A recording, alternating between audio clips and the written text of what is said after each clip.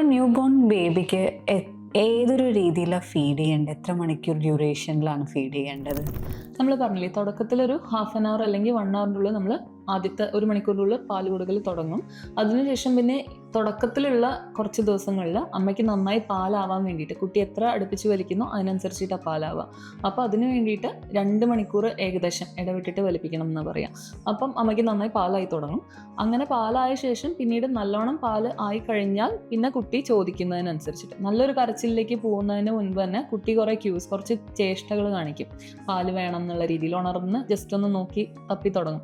ആ തെരഞ്ഞു തുടങ്ങുന്ന സമയത്ത് ഫീഡ് ചെയ്യുക. ഫീഡ് ഓൺ ഡിമാൻഡ് എന്ന് പറയും അതിന്. അതുപോലെ ബ്രസ്റ്റ് ഫീഡും ഫോർമുല ഫീഡും തമ്മിലുള്ള ഡിഫറൻസ് എന്താണ്? ഈ ഒരു സമയത്ത് ഫോർമുല ഫീഡിനെ പറ്റി ആലോചിക്കേണ്ടെന്ന് ഞാൻ പറയും. കാരണം അത് കൗ മിൽക്കാണ്. ആക്ച്വലി കൗ മിൽക്ക്, പശുവിൻ പാല് മനുഷ്യന്മാർക്ക് ദഹിക്കുന്ന രീതിയിലാക്കിയെടുക്കുന്നതാണ് ഫോർമുല പാല്. അത് കൊടുക്കാൻ അതിൻ്റെതായ ഇൻഡിക്കേഷൻസ് ഉണ്ട്. അങ്ങനെ വ്യക്തമായ കാരണങ്ങളുണ്ടെങ്കിൽ അത് കൊടുക്കാവൂ. അമ്മയുടെ പാലാണ് കുട്ടിക്ക് ഏറ്റവും ഉചിതം. കാരണം അത് പെട്ടെന്ന് ദഹിക്കും, പിന്നെ നന്നായി വിശക്കും. ഫ്രീക്വൻ്റ് ആയിട്ട് വിശന്ന കുട്ടി ഫ്രീക്വൻ്റ് ആയി കുടിക്കും. അപ്പം അമ്മയ്ക്ക് നന്നായി പാല് വരും.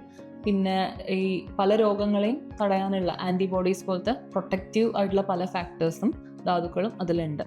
പിന്നെ മനുഷ്യർക്ക് വേണ്ടിയിട്ടുള്ള അളവിലുള്ള എല്ലാ ധാതുക്കളും മനുഷ്യൻ്റെ പാലിൽ തന്നെയാണുള്ളത്. ഫോർമുല ഫീഡ് അതിൻ്റെതായ ആവശ്യം ഉണ്ടെങ്കിൽ മാത്രം ഡോക്ടറുടെ നിർദ്ദേശപ്രകാരം മാത്രം കൊടുക്കുക.